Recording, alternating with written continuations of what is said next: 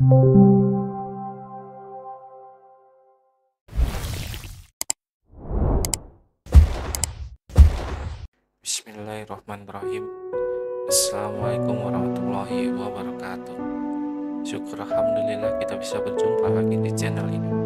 Harapan dan doa saya semoga saudaraku semuanya selalu diberikan kesehatan, dilapangkan rezekinya, diampuni dosa-dosanya, dan dipanjangkan umurnya. Amin ya rabbal alamin. Sahabat beriman yang dirahmati Allah, agama Islam telah mengatur seluruh aspek dalam kehidupan. Bahkan dalam urusan kesehatan pun Nabi SAW mengajarkan kebiasaan-kebiasaan baik supaya tubuh kita tetap terjaga kesehatannya. Setiap amalan yang diperintahkan kepada seseorang mukmin tak luput dari tujuan medis dan spiritual.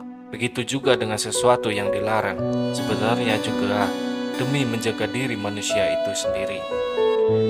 Jika dikaji dengan penelitian ilmiah dan medis, ini menunjukkan bahwa Allah Subhanahu wa Ta'ala menunjukkan bentuk kasih sayangnya kepada kita agar kita sebagai manusia selalu menjaga diri dan tidak menyakiti tubuhnya sendiri.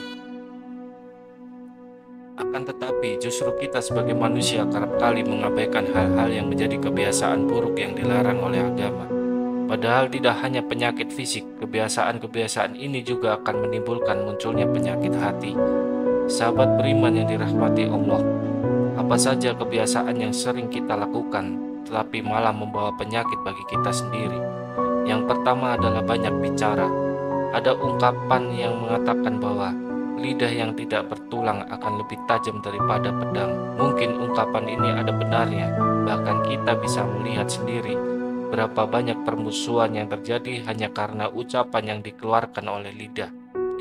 Begitu juga dengan banyaknya peperangan, semua itu pun bisa terjadi hanya karena tidak menjaga lisan. Banyak bicara merupakan sikap berlebihan yang membawa dampak atau pengaruh besar dalam lingkungan.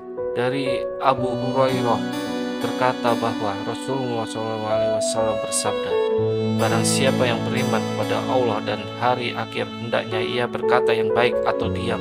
Hadis riwayat Bukhari dan Muslim. Rasulullah SAW sangat mengkhawatirkan umatnya terkena bahaya lidah. Beliau selalu memperingatkan umatnya jika tidak mampu mengendalikan lidah, lebih baik kita diam. Hal ini semata-mata hanya untuk menjaga diri dari segala sesuatu yang merugikan. Dalam hadis riwayat yang ditulis oleh Ibnu Majah pernah dijelaskan bahwa Rasulullah SAW bersabda, tidak ada yang melemparkan manusia ke neraka kecuali hasil yang dipetik dari lidahnya mereka. Hadis riwayat Ibnu Majah.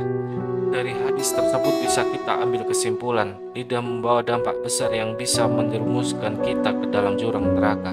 Nauzubillah min dzalik. Abu Hatim bin Hibban mengatakan di antara kesalahan paling besar yang dapat merusak kesehatan jiwa dan merusak kebagusan hati adalah banyak bicara. Walaupun perkataan tersebut boleh dibicarakan, seseorang tidak akan bisa memiliki sifat diam kecuali dengan meninggalkan perkataan yang boleh untuk dibicarakan. Yang kedua adalah banyak tidur.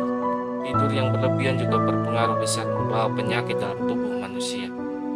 Hal ini sudah banyak diteliti oleh para ahli medis yang mengatakan bahwa terlalu banyak tidur bisa menyebabkan berbagai macam penyakit. Di antaranya adalah sakit kepala, sakit punggung, obesitas, gangguan mental, diabetes, bahkan penyakit jantung. Oleh karenanya Rasulullah SAW mengajarkan umatnya agar tidur sesuai kebutuhan dan tidak berlebih-lebihan. Allah Subhanahu wa Ta'ala berfirman, di dunia mereka sedikit sekali tidur di waktu malam dan selalu memohon ampunan di waktu pagi sebelum fajar. Quran surat Al-Zariyat ayat 17-18. Ini artinya kita sangat dianjurkan untuk tidur yang cukup dan bangun malam untuk mengerjakan sholat tahajud, kemudian memohon ampun atas kesalahan dan dosa-dosa kita. Karena yang demikian itu bisa membuat tubuh menjadi lebih segar. Bahkan dalam penelitian ilmiah yang melibatkan dari 1 juta orang mendapat kesimpulan, terlalu banyak tidur justru bisa mempersingkat masa hidup. Hal ini disebabkan karena tubuh kurang aktivitas bergerak sehingga bisa menghambat sirkulasi darah ke seluruh tubuh dan membuat organ-organ tubuh bekerja lebih keras untuk memenuhi kebutuhan dari tubuh kita. Allah Allah Subhanahu wa Ta'ala sudah berfirman, "Hei orang-orang yang berselimut, bangunlah untuk sembahyang di malam hari, kecuali sedikit daripadanya, yaitu seperduanya, atau kurangilah dari seperduanya itu, sedikit atau lebih dari seperdua itu, dan bacalah Al-Quran itu dengan perlahan-lahan. Sesungguhnya kami akan menurunkan kepadamu perkataan yang berat. Sesungguhnya bangun di waktu malam adalah lebih tepat untuk khusyuk, dan bacaan di waktu itu lebih berkesan. Sesungguhnya kamu pada siang hari mempunyai urusan yang panjang." Quran Surat Al-Muzammil ayat 1-7.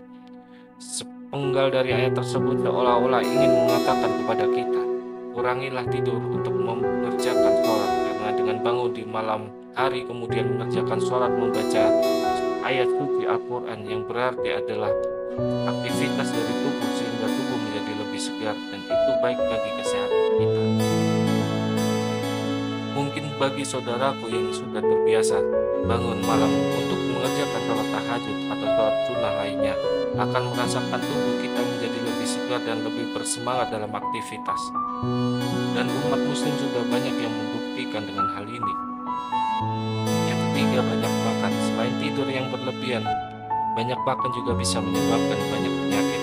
Saat makan kita dianjurkan untuk tidak terlalu kenyang. Di dalam hal ini pun pernah dikatakan oleh Rasulullah SAW bersabda, "Tidaklah anak Adam memenuhi wadah yang lebih buruk dari perut. Cukuplah bagi anak Adam memakan beberapa asupan untuk menegakkan punggungnya. Namun jika ia harus melebihkannya, hendaklah sepertiga perutnya diisi untuk makanan, sepertiganya untuk minuman, dan sepertiganya lagi untuk bernafas." Oleh Imam Asy-Syafi'i menjelaskan bahwa kekenyangan karena penuhnya perut dengan makanan, beliau mengatakan, kekenyangan membuat badan menjadi berat, hati menjadi keras, menghilangkan kecerdasan, membuat sering tidur dan lemah untuk beribadah. Kemudian dipertegas oleh Allah Subhanahu wa Ta'ala dengan firman-Nya yang tertuang dalam Quran Surat Al-A'raf ayat 31, "Makan dan minumlah dan janganlah berlebih-lebihan." Jika Allah Subhanahu wa Ta'ala sudah melarang makan dan minum yang berlebih-lebihan, itu artinya adalah ada dampak buruk yang akan ditimbulkan dari berlebih-lebihan dalam makan maupun minum. Dari segi medis, melalui penelitian ilmiah juga mengatakan bahwa makanan yang berlebihan bisa menimbulkan berbagai macam penyakit. Di antaranya adalah obesitas, kolesterol tinggi, mudah lupa, dan lain sebagainya. Oleh sebab itu, mari kita sama-sama mulai untuk menjaga kesehatan yang Allah titipkan kepada kita. Wallahu a'lam bishawab. Semoga Allah Subhanahu wa Ta'ala selalu melimpahkan nikmat dan karunia-Nya kepada kita semua. Amin ya rabbal alamin. Demikian yang bisa saya bagikan, semoga bermanfaat untuk kita semua. Assalamualaikum warahmatullahi wabarakatuh.